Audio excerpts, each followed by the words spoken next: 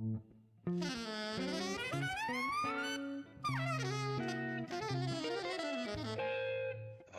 Jazz.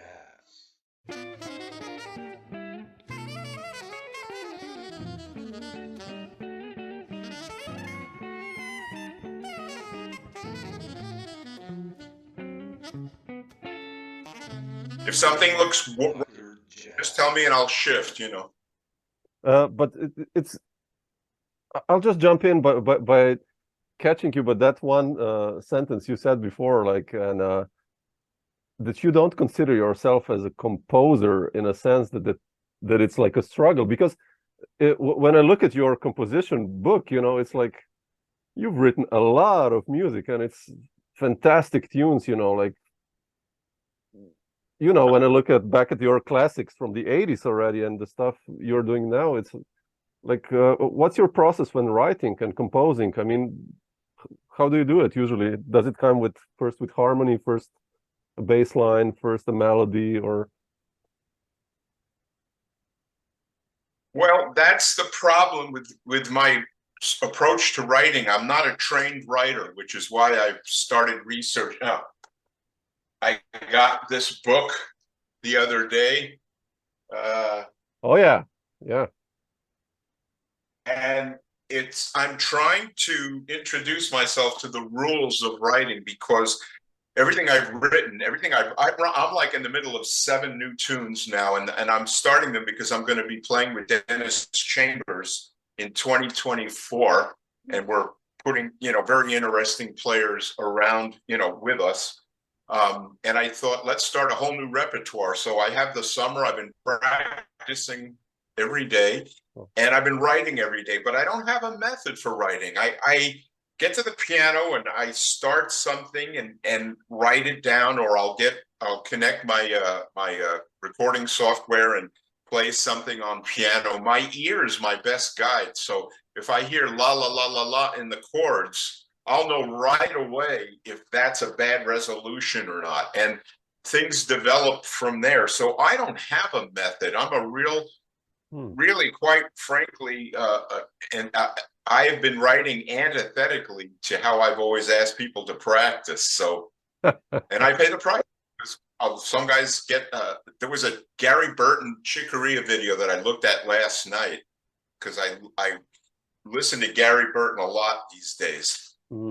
And transcribe him and practice Gary Burton. Really? Wow, how come? Oh yeah, because he's liberated in melody and inside harmony. When I mean inside harmony, I mean that, like,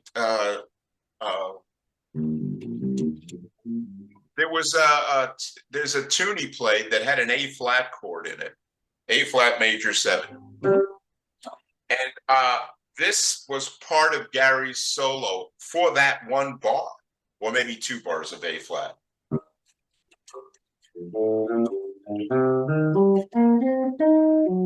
And because he did that, I never would have.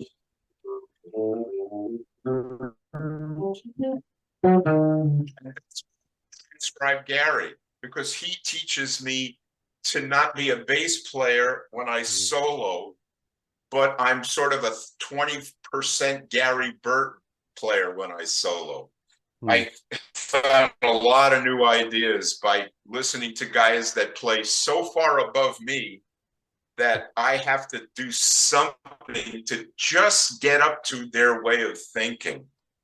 And Gary is the guy that's been mostly influencing me. There's others, but Gary, because Gary has, I know a lot of Gary repertoire, and Gary's thing is he always played inside the harmony. He wasn't an outside player for the most part.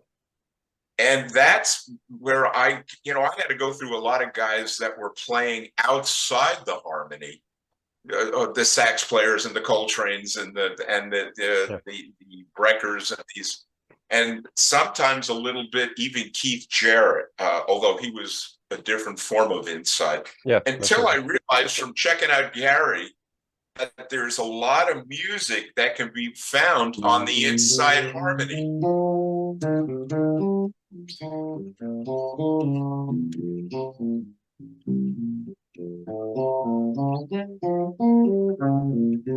And that's what I do, Gary. So I've been spending months on him. And really, it's been a life changer. Composing, I slug it out. I go, la, la, la. No. La, la, la. No. La, la. No. You know, feelings, nothing more than. Oh hell, that was taken.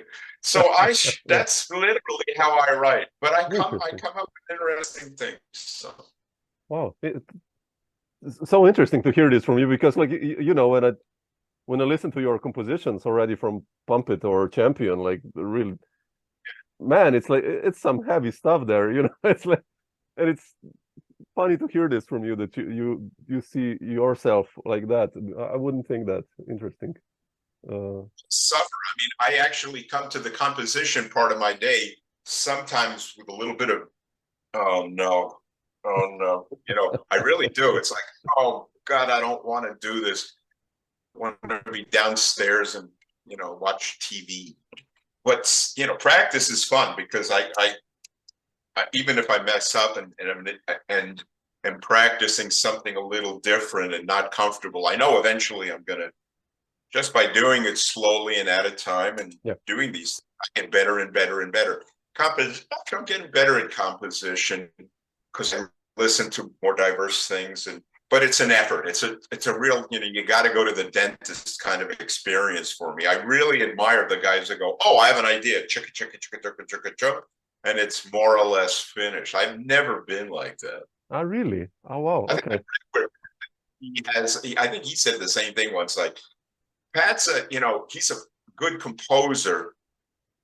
Maybe he's, you know, he's sort of, I think, sort of like the composers that I'm sort of like, in that we try things and we develop things and we look at things. I'm not sure he was, let's say, his composition is his natural bent, although he does it obviously with success. Whereas a guy like Jaco Pastorius was a natural composer. A guy like Chick Corea was a natural composer. There's certain ones that were natural composers, and then there's sort of us that sort of like, you know, chip away at it, chip away. Interesting. Well, what's your, speaking of composition, you know, I know you played with him, and I've spoken to so many guys who played with Allan Holdsworth, and in a sense, like his composition, you know, Steve Hunt told me, like, they actually had to go, you know, Allan played the voicings and Steve had to write down what they were, you know, whatever, augmented something, so that he could, because Allan couldn't tell him. Like, did you guys ever talk about composition, like when you played together, or? We never talked about it. I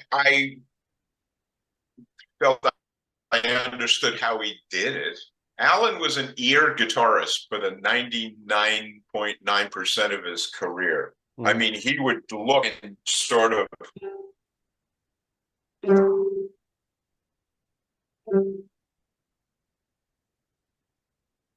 do that, and that gave birth to a song. Yeah. So his thing really was basically in his experimenting on shapes and sounds that even he wasn't sure what they were going to sound like. He would do them, recognize that there was something there, and then repeat it until he learned what it was. And a lot of his playing reflected that, his sort of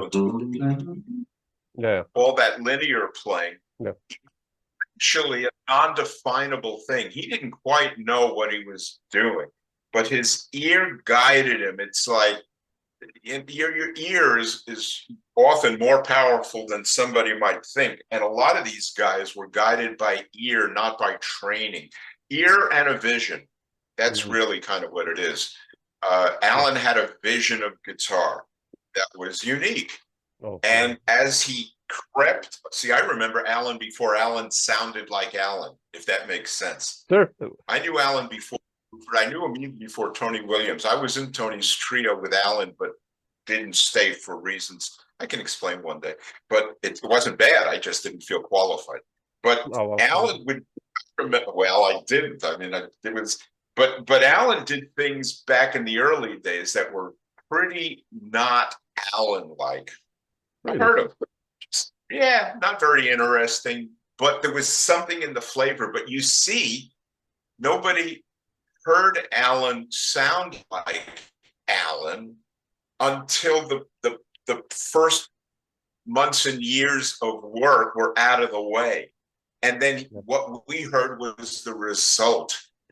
And that's how it is for everybody. Everybody sort of tends to really sound bad when we're developing a philosophy of playing. Mm-hmm. The nature of the development requires sounding bad because it isn't fully formed. It isn't, here it is, I can do this. I mean, I heard Allan doing stuff in the old, I remember one thing. Yeah. Really wasn't that inventive, but the concept was. So what nobody ever heard was Allan not sounding great at being Allan. Yeah. But when he went through this and then discovered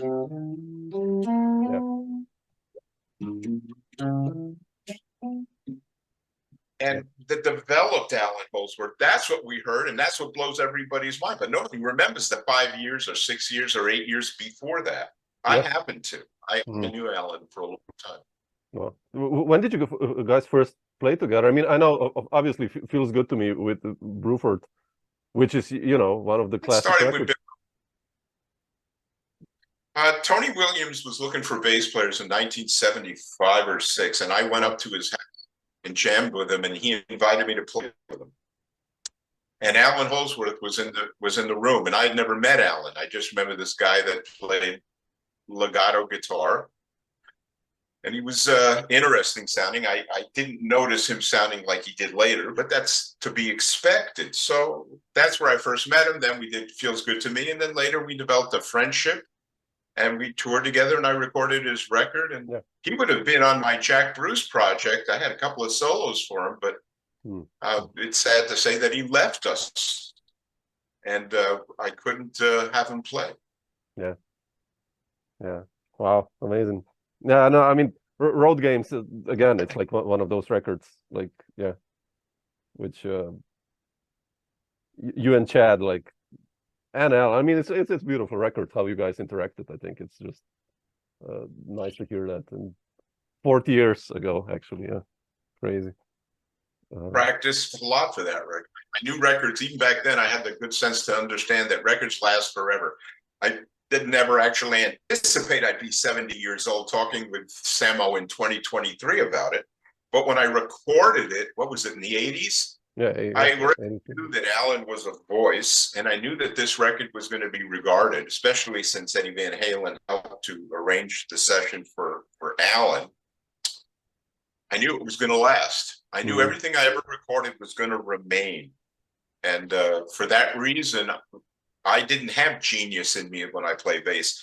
I had a good musical savvy, and I had the determination to practice hard before a recording session, usually before a solo, so that when they recorded me, I'd already fairly well knew I was going to play, because I imagined that years later, people are going to remember it as well. And, you know, I like the overview of work to play better and better and better, because I know that later it's going to last. It's going to outlast me, you know. Oh, sure. Yeah. I mean, you know, we all listen to records from the 50s or earlier 60s, and it's very good point. Yeah, you know, so, but I wanted to go a little bit back also with you. You know, you mentioned you're now listening to Gary Burton, and what was it for you in the beginning? Like you mentioned horn players. Which players got you excited actually for improvisation, and how did you actually dig into that? Do you remember, like, was it a specific record that you heard, or that you said like, oh shit, man, I want to do that? Or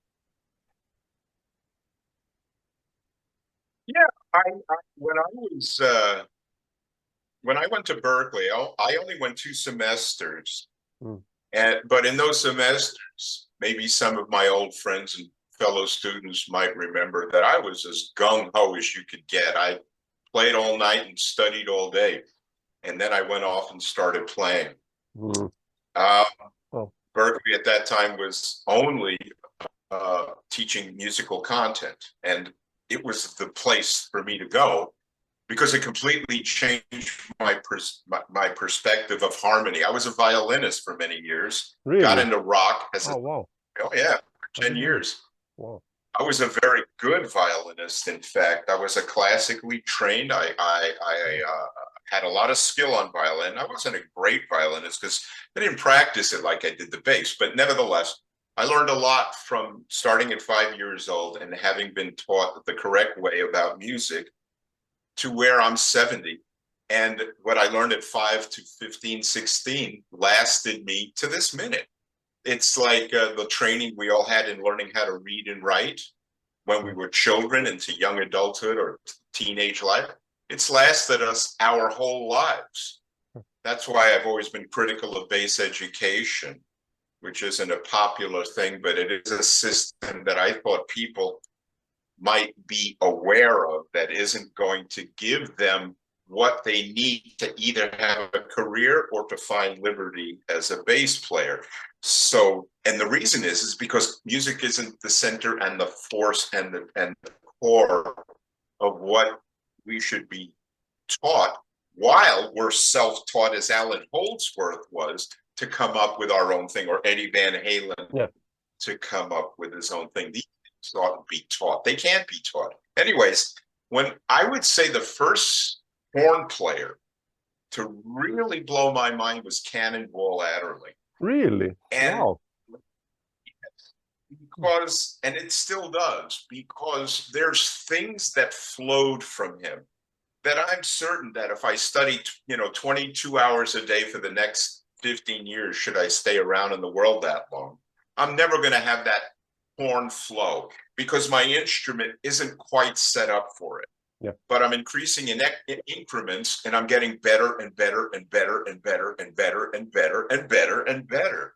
And I love that because I don't really do anything else in life but play music. So I heard Gary Burton play in an ensemble at Berkeley, and it didn't go over my head. It went over, the troposphere of my mind. It was, how is this even possible? So I always wanted to know more, but once I heard Cannonball, I wrote it out, that solo, and then I transcribed it. I wrote it out, transcribed, and then I learned it on the bass, and then I recorded it on Champion. That's Marabi. But after that, I also I quit the New York scene and went up to Boston to study with Charlie Banakis for about 2 years, because this is the thing, I always had a need to know more than I had a need to play in what I considered a low level. Do you follow what I mean? Yeah. I could play and people might enjoy it, but I would know better. So that I wasn't really playing at my best, just even rhythm section bass, good solid bass. So I quit and I went to Boston to study with Charlie. And I don't regret it. In fact, it was a continuation of my 10 years of violin, my continuation of my 2 semesters at the then music-focused Berkeley College. And at this time with Charlie, I started to transcribe everybody, and because they were homework assignments. So Charlie was a funny guy. He was a genius in a kind of a quirky body. Hey, Jeff, man, what's happening, man? Hey, Jeff, man, I want you to transcribe the eternal triangle, man, and learn on the bass. And that's a 14-pager. I have it here. And I wrote out, what was it, Sonny Stitt and Sonny Rollins. And then I wrote out Phineas Newborn. And then I wrote out Keith Jarrett. And then I wrote out McCoy Tyner, and then I wrote out my Brecker, and then and every week Charlie used to give me insane assignments, and I asked him one day, I said, why do you give me this astonishing workload? I've talked to other students, and you don't do that for them. It's very kind of funny. Hey, man, I give it to you, man, because you can do it. And I said, okay, all right. So I spent a long time getting into that, solos of players that weren't bass players. Yeah. And it changed my whole life. Charlie changed my life. Music changes lives. That's why I promote it. That's why I encourage it. That's why I encourage people not to love any teacher, me included, more than they should love their wish to be a better bass player. I agree. People have deferred. Know what I mean? Yep. Yep. So there's some of us that are just revered and loved deeply, which is a lovely thing.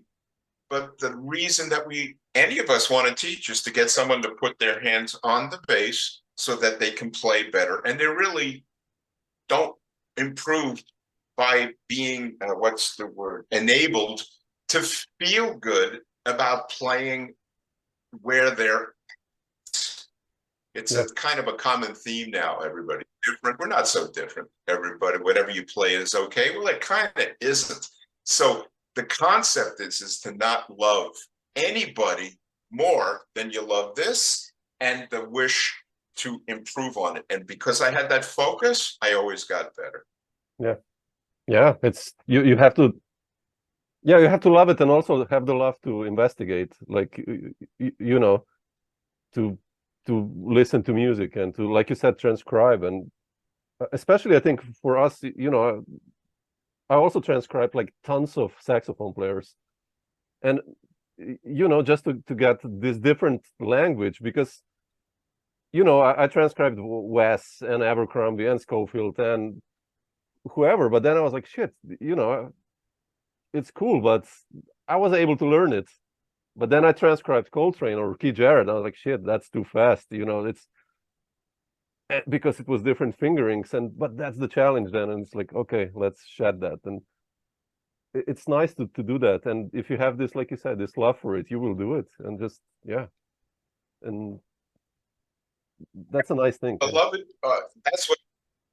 Oh, you're 100% right. It's the love that gets me writing music, because I don't like writing music. I really dislike writing music. I'm not good at it, but I love the results, so I put up with it and tend to churn out, pretty interesting works.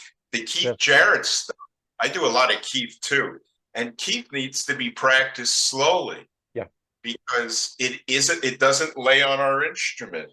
I had a Keith line that what was it? I just started it. How did it go? Oh, I remember it now. Hold on.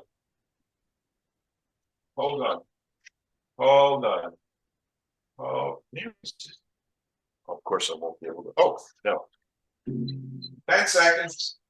10 seconds. 9 seconds. 8 seconds. I took a picture of it.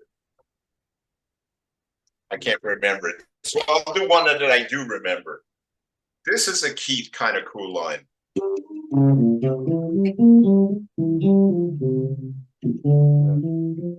It's a G minor flat 5. It's a C7. Yep. It's a F minor. F minor, yeah. Which you use with the major 7. Beautiful. Then do this in other keys. You know what I mean? That's what made this so much better for me. Yeah, shit, yeah, that's the thing, yeah. I'm not showing this online. I hear, yeah. But doing this challenge, you know what it is. I'm really preaching to the choir here. Doing these challenging things means that whenever I do a gig, I can go and relax and lower my sort of constant doing this, the high end, and just go kind of toward the middle and come up with really good stuff, because I already learned really good stuff, most of which didn't originate from me. well, yeah. Come up. I mean, you chewed up all these guys and made your own bread, your own dough, and with your, I think that's how I think we learn. I mean, we take ideas and ideas created with our own ideas, and we bake our own bread somehow, hopefully. I mean, yeah, I agree. I just meant if it wasn't for the earlier bakers, I never would have become what I became. And that's how I know it's so true. I'm just dying for people. They don't have to get insane like me. But if you do a little extra of the things that you don't know or aren't comfortable with, I'm talking in general, they're going to make great bread, by December or January or February of 2024. Yeah. I don't know if bass players look ahead. And I don't like instant gratification, which is a part of bass education, I think, in some ways. And I don't like fan worship or adjuration of anybody, including me. People say they've done this online. They go, "Oh, Jeff said I'm going to do it," and I used to write back, "Don't do it because I said it. Check it out. See if there's merit in my thoughts. Do not become a disciple of mine. Become an investigator of what it is that I share, because you can't do for me like some do with other teachers or schools. You've got to be critical and take a step backwards to see if what you're being taught actually makes sense. Because if we don't get better on this, I'm not sure why we follow anybody and up our own ability of self-determination in lieu of letting somebody else think for us. It's a common thing in bass. I mean, it's all over the place. And I'd like to comment, people might change that and do something better for yourselves. Sorry, I don't mean to preach here, but that's how I feel about it. No, that's why we're talking. I mean, I want to hear your thoughts. It's, come on. It's, Can I ask you something about transcribing? When you said, you transcribe, do you then learn a solo like in tempo, the whole solo, or do you just take phrases or? I rarely have. I mean, I have a couple of Keith solos that I'm reviewing and a Burton solo that I'm reviewing, and I do it slowly or slower than him. I can't perform it at their tempos, these particular works. If I had a concert to do, I'd practice it till I could, and I would. But I don't write them out or play them in order to learn them at performance speeds. Often I'll do it just to get the sense of it. And then I've been doing the same solos sometimes for months. And I've already noticed changes. See, sometimes it isn't a case of Charlie taught me that way back in the 80s, like a new solo each week, practice. But my files are full of music, and I have like hold on. Yeah, I see it. Yeah, I have a million things on the stand that I'm reviewing every day. Just every day, I'm doing solos and lines every single day. I'm just showing this because I walk the walk. I don't really, here's a Burton solo I did of his on what's the tune? Falling Grace. I've been playing Falling Grace quite a bit. Oh, yeah, the Swallow composition, right? Oh yeah, I love that tune, man. Yeah. Steve was a monster. The harmony on Falling Grace, wow, amazing. Yeah, that's a Burton line. Beautiful. Another thing he did on the D minor 7, no, to D flat 7. This one kills me. It's da da da da da da da da da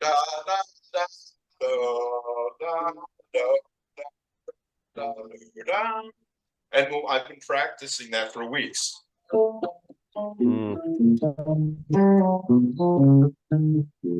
beautiful line, yeah.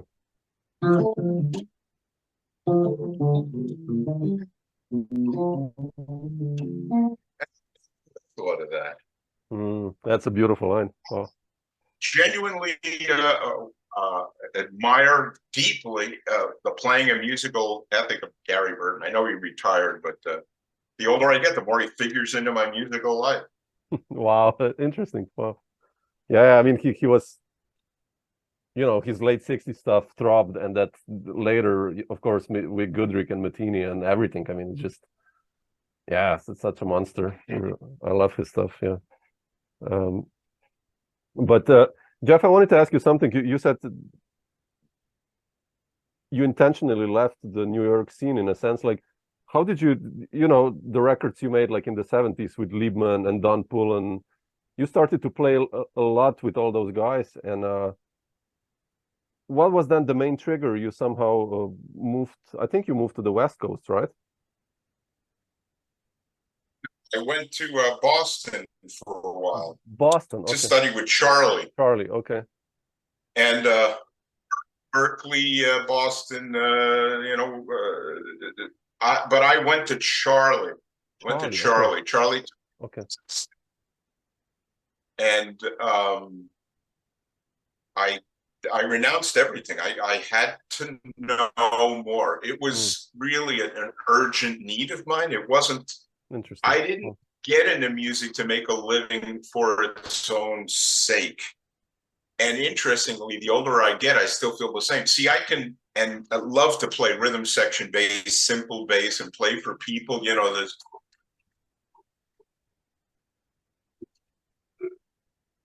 Yep. I mean, playing bass gives me pleasure, but I always could do that. I feel any bass player that has a comfort in playing can provide a good rhythm section part for whomever. But I had a burning, I mean, it was an insatiable desire to know more than I knew. And I just simply couldn't continue as a professional till I got a handle on it, till I had a handle on it. Wow. Just it all up. I mean, you know, not with any bad intention. I just said, ciao, New York, I'm leaving, I'm going up to study. And I'm really grateful that I did. Yeah, sure. Wow. But interesting decision. Wow, that's a heavy decision, but yeah, it's, you know, you did it for yourself, and I mean, the results are there, so have been there, so that's obvious. Yeah, beautiful. I wanted to ask you also, you know, I mentioned "Feels Good to Me," the album with Bill and Bruford. How did the story with Bill begin? I probably, you told it many times, but especially also, you know, there's Kenny Wheeler on that record also, and Allan, of course, like all of my heroes. And like, how did that session go and playing with that group actually? it began with my playing with Carmine Appice. Oh wow, really? Okay. Yeah, I met up with him or called him because he's a Long Island resident. I was on the island at the time, and we met and we played. And he had hired Ray Gomez to play guitar. And Ray was friends with Patrick Moraz, who replaced Rick Wakeman. And yes, anyway, Bill Bruford, through that yes circle, had asked around and said, I'm looking to put a band together. Can anyone recommend maybe a good player, maybe even an American guy? So I believe Patrick recommended Ray Gomez to play guitar. So Bill called Ray and said, I'll come to America and we'll jam. They needed a bass player. So Ray asked me, because we were playing with Carmine, and said, would you play bass, you know, while I played with Bill? I said, oh gosh, of course I will. So we played, and Bill and I caught sight of each other and understood each other's musical vibe right away. Ray is a great guitarist, but Bill wanted something different. So I got invited to play and record with Bill, and that's how the Feels Good to Me session came about. I think it was his music, his and Dave Stewart's. Yeah. Incidentally, Dave Stewart is the greatest underrated and undersung, brilliant member of that band, because without him, 90% of everything that everybody hears wouldn't have happened. It's really, Bill had a vision. Everybody covered their little area of expertise. But without Dave Stewart, this group never could have sounded the way that it did. I just really always like to share that. Yeah. He's truly one of the voices of the Bruford band. Yeah, I re-listened to the record just with that in mind, actually, like just to you know, to have a different ear now with that also. Yeah, I love that record. It's beautiful compositions, and you know, again, one of those timeless records I think you are part of. So it was very good for its time. All those records were good for their time. It reflected the era where I think there was a comment where somebody said that the players were the stars at that. I can't remember if it was Bootsy or Stanley or somebody mentioned that during the Fusion era, it was the players. If you could play, you were a star. And so a bass player at a time where Jaco Pastorius changed everything. I was never, ever going to be the voice, the original voice on bass that Jaco was, because he is a genius, was a genius. And I was just a motivated bass player. But in my motivation, I created interesting things. Nevertheless, really, it was Jaco who was at the top of the heap. Stanley was certainly a trendsetter. He was the guy that influenced me the most, although I did get a fretless because of Jaco. And one day I'm like, you know, and I suddenly went, uh-oh, everybody's going to go here. Like a light went. And I reverted back to frets and never looked back. And I'm glad, because frets actually gave me a chance to be far more original as a bass player than a fretless. And deviating just slightly, Pat Metheny said a really great thing, and I so agreed with him. He said, you know, he's heard all the Jaco imitators. I'm sure I was one of them. He heard all the Jaco imitators in the world. He knew they all played great. But he said, you know, there's just no way that anyone's ever going to even come close to the flavor and the spirit of what Jaco Pastorius created. He said, maybe it's time that nobody even tries. And I thought, yeah, he's utterly right. He's utterly right. So I have a very good ear. So I would hear sometimes, you know, and I go, oh, yeah. Back to legato.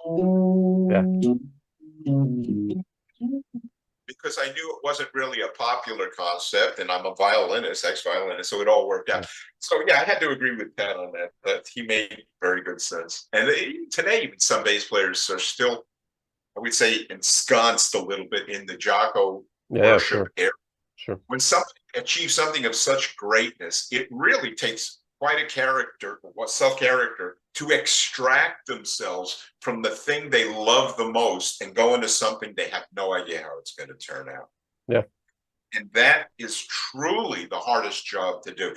You take yourself from what you do and what you love and enter into something that's a black void, and you have no idea what's going to transpire. But that's where the creativity can come forth. So I'm not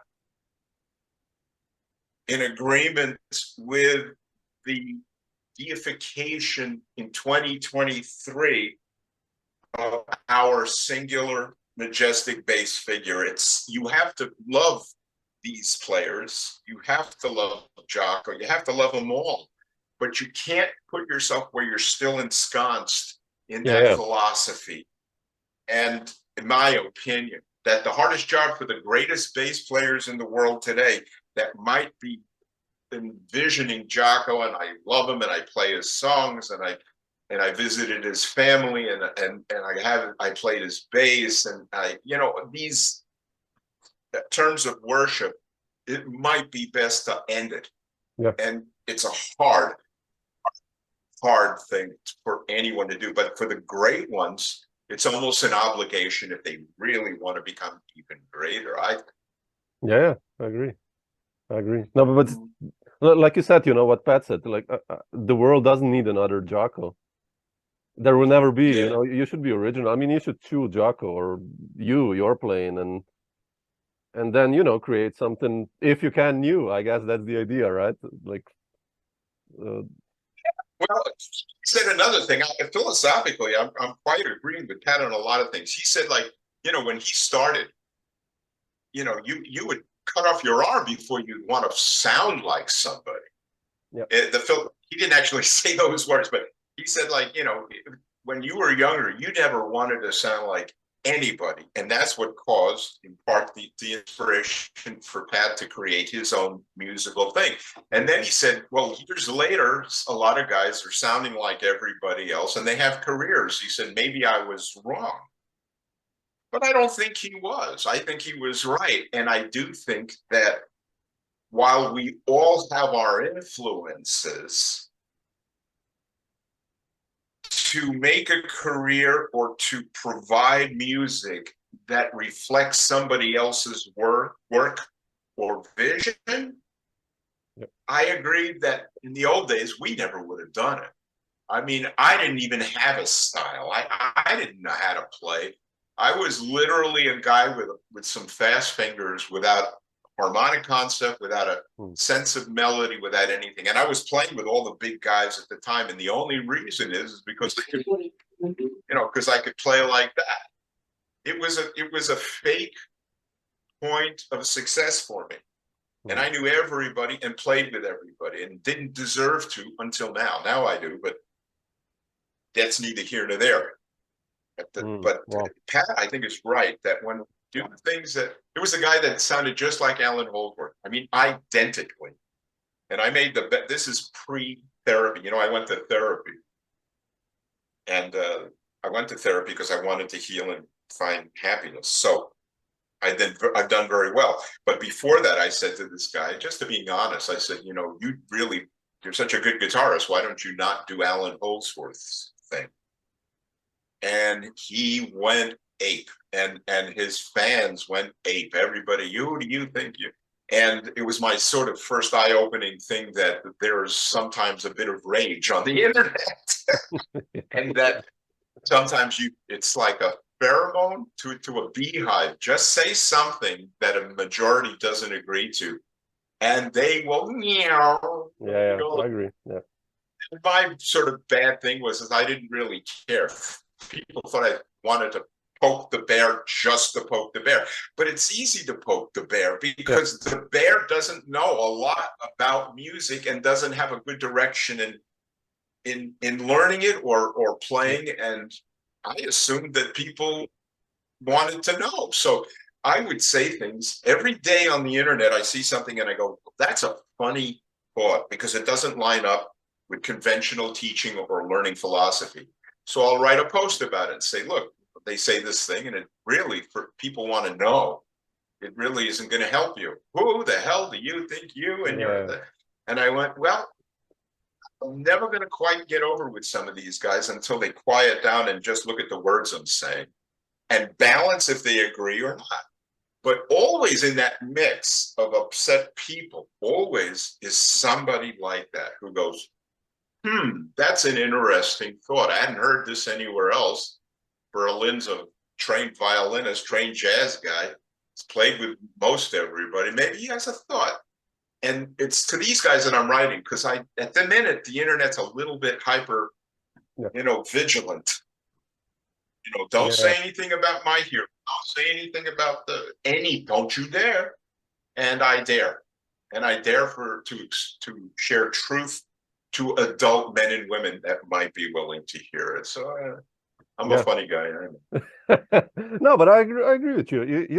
If you dig into music, you will see where someone is sounding like, and I mean, we all know that. It's like there's like tons of guitarists who sound like George Benson.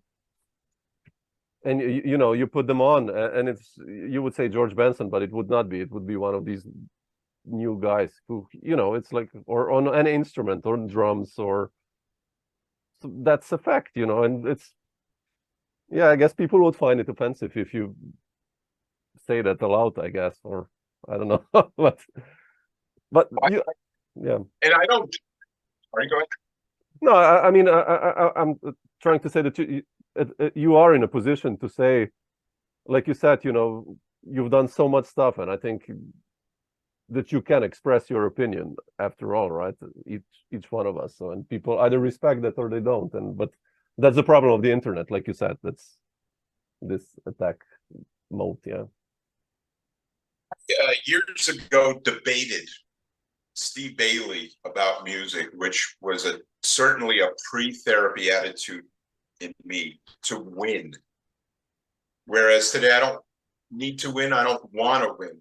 I would talk my thoughts to share them with people that may disagree. And then at the end of the day, if they don't agree, I mean, don't follow my thoughts. It's ultimately, it's like a political stand that the Democrats in America are saying that this is what they stand for. And the Republicans are saying this is what they stand for. And we Americans, hopefully, with an open mind, hopefully, we both know that's not the case in politics, but nevertheless, there's some out there, they call them independents, where they'll sit back and do this and listen and then adjust. Yeah. So I would chat with different teachers again and have an online thing and not debate it. I don't want to win anything. I'll share a thought if people think that my thoughts are flawed. Teach me, show me where I'm wrong. But I have to say, I don't believe I am. And I sort of depend upon the history of music to validate this. But I guess the point me being is that while honest commenting about something that isn't even personal. Yeah, exactly. It's not like I'm buddy with glasses and a beard and has a Sweet Basil t-shirt in the background. You guys are all like this. It is a personal thing. It's a reference or references to regarding the instrument in order to consider learning it better. And I know that some aren't interested in hearing it. So, I mean, plenty of other places to go. YouTube is full of fun ways then to record the bass. And in that mix, there's always somebody who goes, yeah, that might be something for me. Because learning is not what people think it is. It isn't that hard, but it is mandatory. It's mandatory to play better. You don't have to do 20 transcriptions. You should do 1 2-bar exercise in 12 keys. Yeah. And if you can do that, if one can do that, there isn't a gig on earth they couldn't play, by phoning it. So I'm an outspoken guy. No, I agree. You have to shed. I mean, that's what you have to practice. All the guys we listen to, they practice for hours. It's, if you want to reach a certain level, I guess we have to invest time. And you invest time because you love it, right? I mean, I never had problems with practice. I love it. If I find time just to, I'm so happy to do it always. Like, I agree with you. It's here. It's the end of July. I'm in Nashville. It's darn hot outside, humid too. And I'm sitting in this lovely room with a guitar bass in my hands, and I'm about to become more familiar with it by learning music and reviewing music. Can only do me good and also help me to get in touch with my emotional heart of music. I just don't see the downside here, especially since I don't expect anyone to do the hours that I do or that, Pat Metheny did or whomever when we were younger. I don't expect people. I don't have any right to expect anything, but I have no, illusions regarding anyone doing anything. All I'm saying is an hour a day of reading or practicing in a way that is not typical of art. It's going to open doors. That's it. Yep. The reason I have so much to say is all I do is go online and see what people are saying about being taught. And with respect, most people love music, but don't understand the learning concept. They just don't in music and on bass. And they're listening to people that might be important to them, but seemingly do not know what it takes to get someone to place their hands on a bass for a few minutes and correctly learn the instrument. And again, I don't see the downside. I don't see the negative. I mean, I'll tell you an interesting story. Everyone knows I love Jack Bruce. He was my greatest hero, and in a way still is as a bass player. Those Cream records that I listened to one the other night on my phone. And the funny thing is, even as a young man, I knew I would never go to Jack Bruce for a bass lesson. I knew I would never listen to what he said about music for a bass lesson because he said a couple of things where his views didn't line up with, I felt, the way that learning can provide results. He missed the point why classical musicians didn't accept his jazz philosophy of learning. He went to a classical school, Scottish Conservatory, yeah. And that he did some things that were or provided things that were not of the classical style. And the teachers said, well, no, we don't accept this.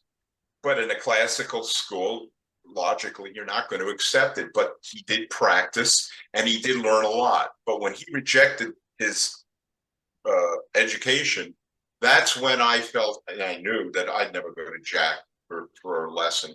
But you'd better believe I owned every Jack Bruce record that ever came out. I saw him with Ringo. He invited me to see Ringo. I love Ringo. I wish Ringo would let me play a solo or play bass with him. I love Ringo Wow, Starr. really? Ringo, if you're watching, huh? Give me a call. I'm in the book, Ringo. Ringo, give me a call. You never called me. I've been around here waiting for your call for a long time. My phone is right over here. I got it on speed dial. You can call me up. I'll play a line for you. So there you go. So I don't trust name teachers unless name teachers encourage everyone to learn music. I think it's a harmful thing not to do that. I used to name names. I'll never do that again. It was wrong of me, but I have to send a message out because I don't get support from anybody else. That the way we're taught is by putting our hands on our bass, playing the right notes, and I don't see a flaw in that. So Absolutely. There you go. So I'm unpopular for standing for these things, but I'm standing up for people, even the people that may not like me. I'll still stand up for them. Interesting. I've never. I'm really bad at reading this debates and stuff. So when you said like, I never even knew about this. You know what when we emailed each other like controversy. So whatever. I was like, well, that was years. Yeah. I didn't even know like like I just know you from your music like as a musician and as a composer, and so when you brought it out, I was like, really? No, what's happening? Interesting. What's happening is I made declarations. Steve said, well, I don't agree. We got in public a couple of times. I tried to win at any cost, no matter what, which is a perfect sign of immaturity on my part. And I knew it. Even back then, I kind of knew it, but now I certainly did. So I would never go that route ever again. I would just what I thought, share what I believed, mention the mistakes in teaching that I think are there, mention the correct ways that I think are guaranteeing everybody. I would do things, and then at the end of the day, go out and have a coffee. Yeah, exactly. Yeah, that's so nicely put. Beautiful. Jeff, can I just ask you one more thing about you as a band leader? How did those first records like Champion and Pump It come about? And if you look at them now, they were like a starting point, I think, for Scott Henderson's career almost, like, and you played with all these amazing guitarists in the 80s, but like, how did like Champion happen? I mean, what's the story behind Champion? Well, the first thing about Champion was, well, I got signed by Passport Records. Jim Snowden, who died not long ago. I was sort of a pretty popular guy.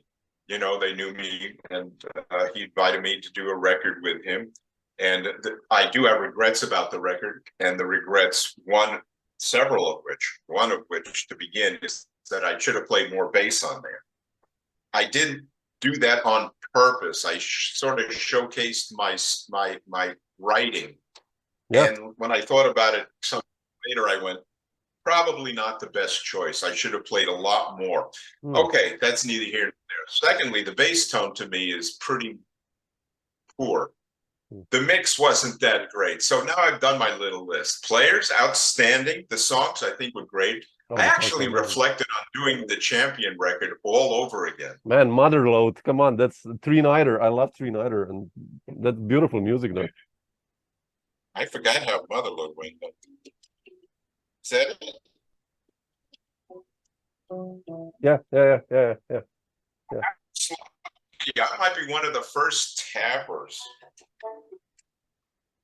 Yeah. Tapping wasn't really done then. I think, in a sense, I was maybe one of the first guys ever to do it.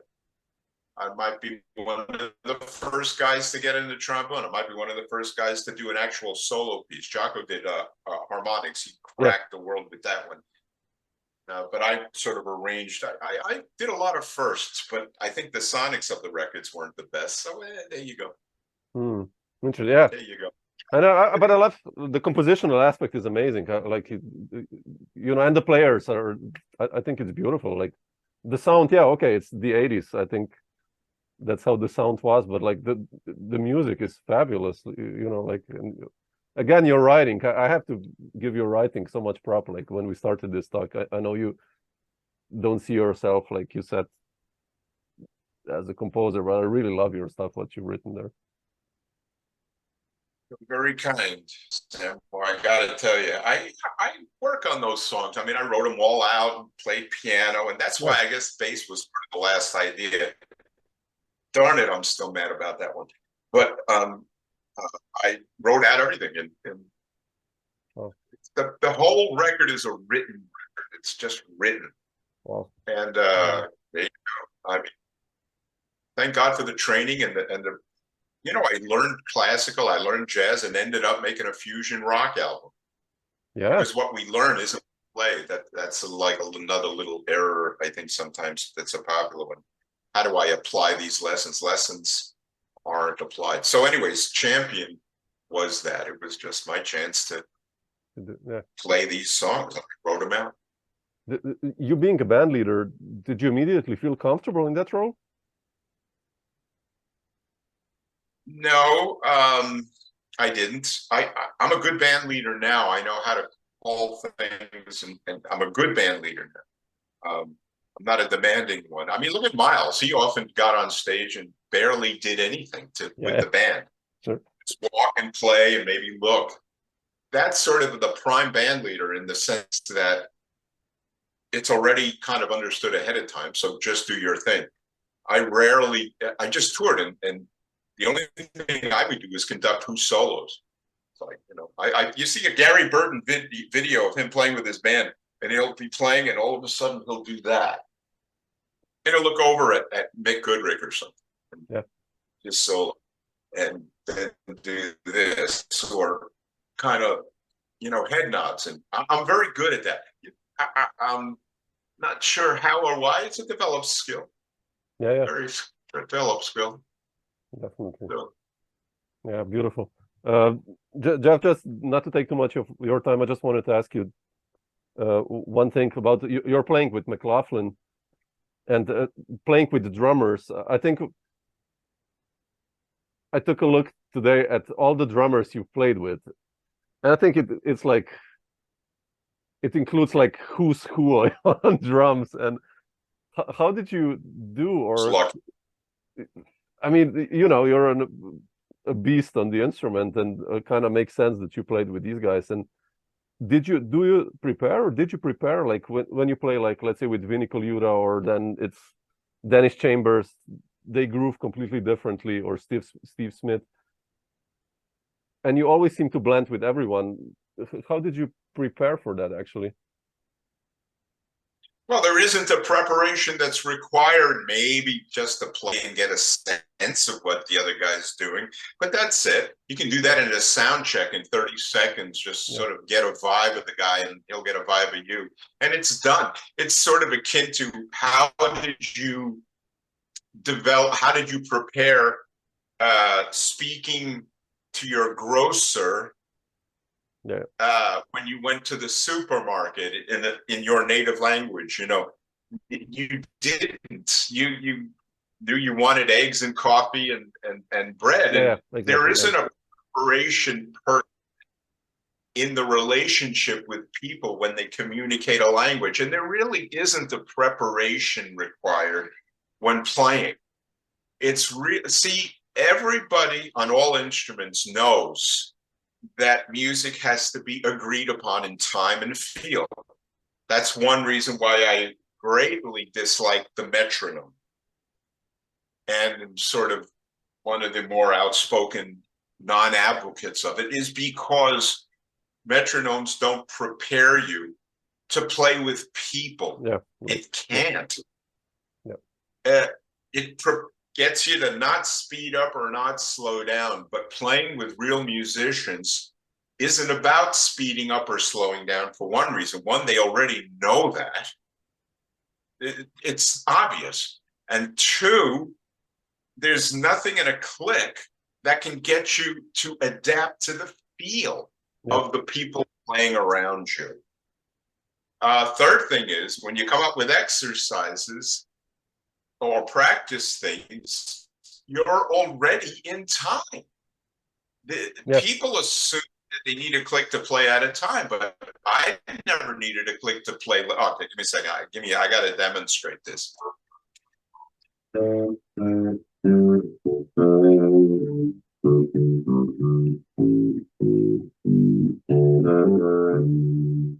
I was in time.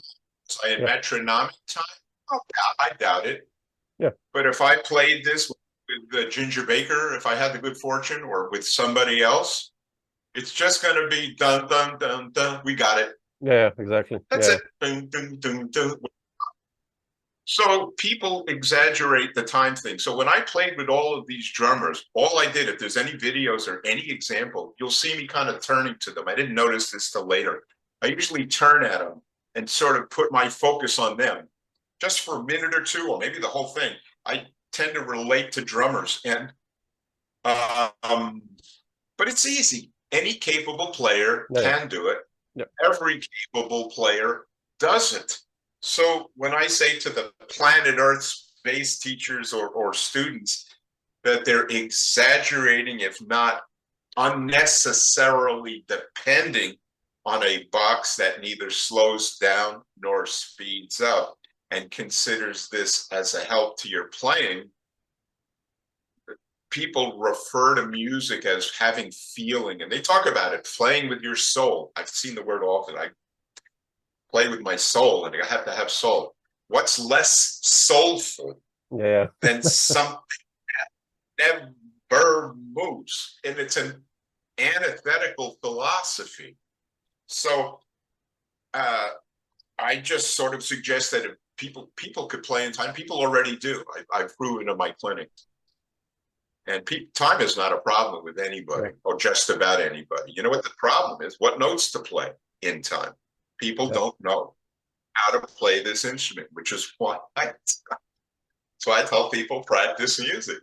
It's solved, and all for life. So it's like it's your map, right? The fretboard. I mean, that's why I always tell my students, just like, I look at this like as a map. You know, I see a scale, and it's like the right notes color, and then the scale changes from C to A flat major, and it's just, you know, we have to learn this. We have to learn our fret, like, really, if you wake up, that you know it by, you know, that you can play a solo without even playing. I think that's, for me, so important, that you know, like, I know where I'm gonna go, and I really agree with that. That's so important to know this. How many you have there? 4 times 12, 48 frets, so more, 96. Yeah. A step further, and I don't think anybody has to know that. Yeah, sure. I think they have to, as it were, I think they have to know C. Let's start at do, re, mi, do, re, do, you know. So if I know what do is in a scale, essentially the neck is incidental.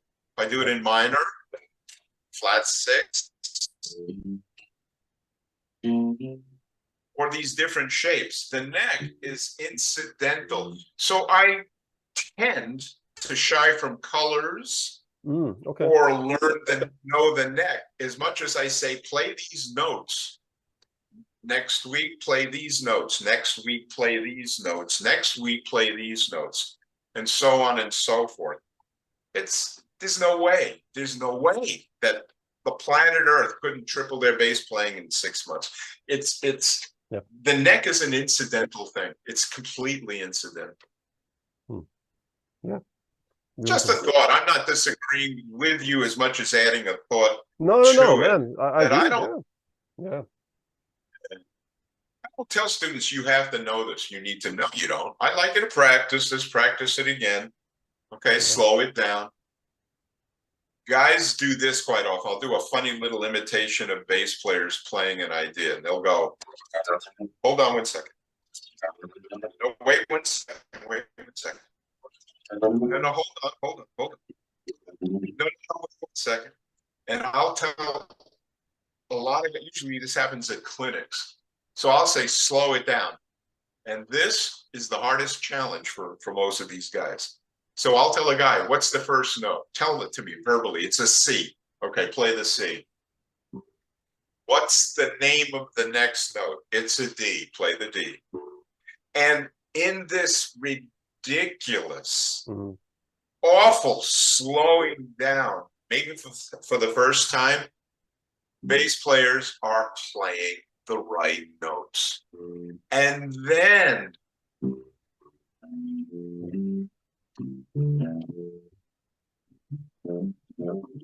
then we develop the speed. But the hardest thing for any bass player that I've ever met to do is to go out of time and go to depth, to slowing to almost ridiculous levels. And it makes people anxious, makes them emotionally anxious. Yeah. It does. But I'll say, do it. You'll be okay. Afterward, you go home, take a breather, get a coffee, go out, have a, relax, and then go. What's the first note? What's the next note? See, I speak Spanish. And the way we learned Spanish was in part by conjugating a verb.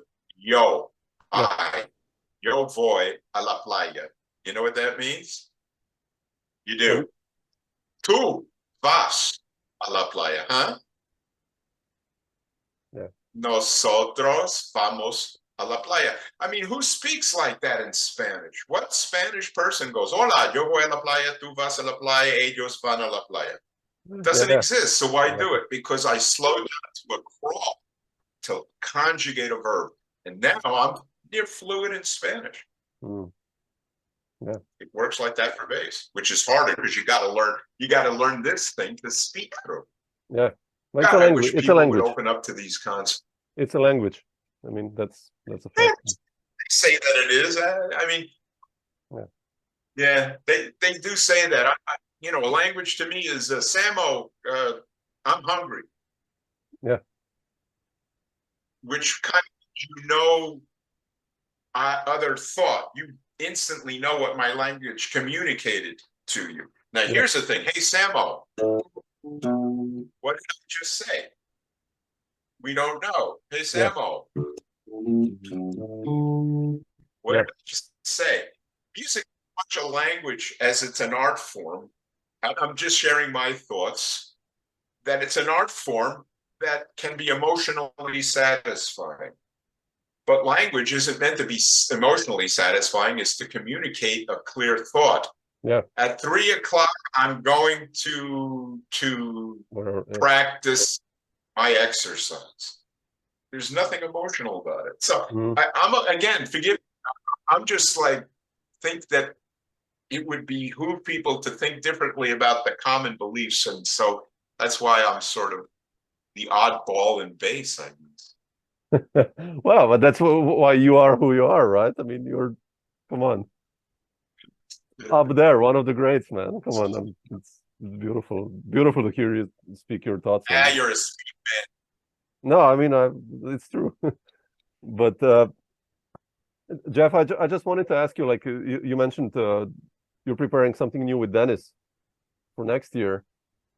And what's on the schedule? I mean, are you going to come with this new project also to Europe? Is this an album you're going to prepare, or I mean, you're writing music? Who's going to be on it, if you already know, some players? Or there's I'm talking to Jimmy Herring, really? Who plays with Widespread Panic. Wow, man. Okay. I'm a big fan. But Jimmy is he's a very loyal guy. He's obligated to his group to where they might have gigs that come during a tour period. So he and I know each other for a long time. And I really admire his guitar playing and wanted to play with him, but he has to work it out if it's possible. The other guy is Ron Bumblefoot Fall. Really? Oh man, that's beautiful. Who played on my. Yeah. We're thinking of playing too, but he also has some obligations, but we're talking about playing as well. And the third guy that I want to play with is Paul Gilbert. Really? Who is now touring with Mr. Big. And the reason that I wanted to tour with these guys rather than the normal jazz guys that I play with is because I'm of the mind that there's something different to do on a bass within the musical setting that guys of their style and talent play. You know, that normally speaking, the bass has its sort of particular role when playing with a Gilbert or with a Herring or with a Thal. And I had the idea, yes, you have to support these guys. I can't go out there, because it's unfair. It's even unmusical. But I could provide some things that are uniquely different and possibly even lift rock music or that, whatever it is that Jimmy and I might call it, to another level, to provide something really different. And there's a fourth guitarist that I want to add to it is Tom Warner, who is a New York guitarist. Yeah, he's fantastic, man. I love Tom. Yeah. Sure. I have his records. Yeah, beautiful. I always thought that Tom and I'm a big fan, and I thought he would be great. So it would be Dennis playing more rock than fusion, me playing more rock or interesting rock on bass, Jimmy Herring doing his Jimmy Herring thing, Tom Warner, who is so amazing at everything. The neat thing about being amazing at everything is you got to pick what to do in every individual situation. So he might be in a situation that he might end up loving with all his heart or hating with all his heart. I can't tell. If he can do anything. But if he does these things, he might even create a new Tom Warner philosophy of guitar playing. So and Jimmy Herring loves him too. So there's a lot being talked about and developed, but it honestly depends on who is available on guitar, because they're booking me now for next year, Dennis and I, and we're definitely going to provide something different. That's for a fact. So beautiful. So much looking forward. Beautiful. Jeff, I will not steal more of your time. So, I really appreciate it. It's you're really kind, and love hearing you to talk honestly about everything. But you had a gift when you said metronome. That I would. Do you ever see the movie Analyze This? No. Crystal, and that's what I'm quoting. People know it. He was a therapist, and a mobster came in and said, sure. Anxiety. Yeah, sure. Yeah, okay. Yeah. You have a gift. And that's you, Samo. When you started, I wouldn't shut my big mouth. Okay.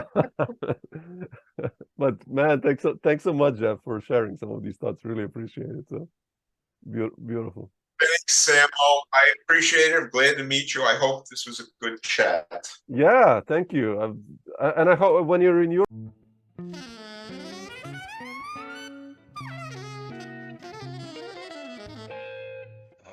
Jazz.